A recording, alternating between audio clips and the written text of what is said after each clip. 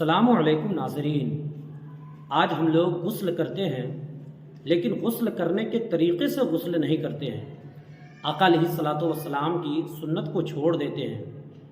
ہم اگر سنت پر عمل کرتے ہوئے غسل کریں گے تو ہمیں سنت کا ثواب بھی ملے گا اور ہمارا غسل بھی صحیح طریقے سے ہو جائے گا۔ اس لیے ہم غسل کریں تو سنت طریقے سے غسل کریں۔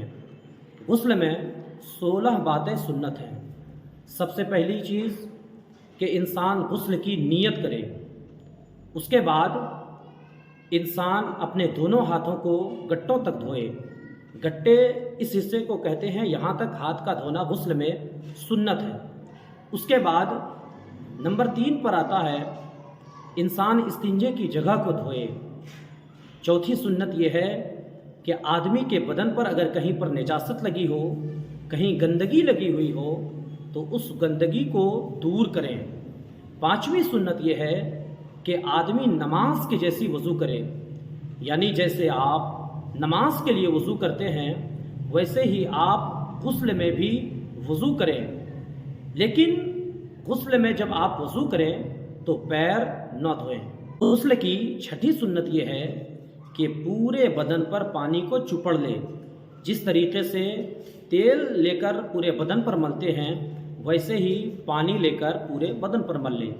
7ویں سنت غسل کی یہ ہے کہ 3 مرتبہ داہنے منڈے پر پانی بہائے۔ 8ویں سنت یہ ہے کہ 3 مرتبہ بائیں منڈے پر پانی بہائے۔ 9ویں سنت یہ ہے کہ پھر سر سے پانی بہانا شروع کرے اور پورے بدن پر 3 مرتبہ پانی بہائے۔ 10ویں سنت یہ ہے کہ آدمی غسل کی جگہ سے الگ ہو جائے۔ اگر وضو کے وقت پیر نہ دھویا تھا تو اب پیر کو بھی دھو لے۔ 11ویں سنت یہ ہے کہ آدمی قبلہ رخ ہو کر غسل نہ کرے۔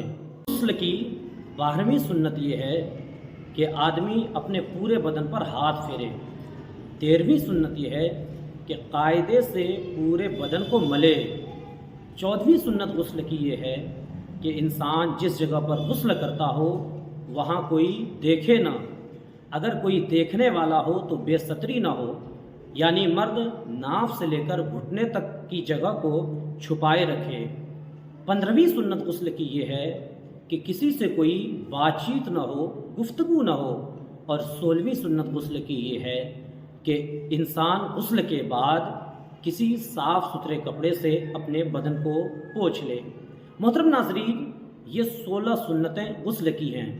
اگر آپ سنت سمجھ کر اس طریقے سے غسل کریں گے تو آپ کو سنت کا ثواب بھی ملے گا اور آپ کا غسل بھی صحیح طریقے سے ادا ہو جائے گا۔ اللہ رب العزت ہم سبوں کو دین سیکھنے کی توفیق عطا فرمائے۔ آمین بجاہ سید المرسلین۔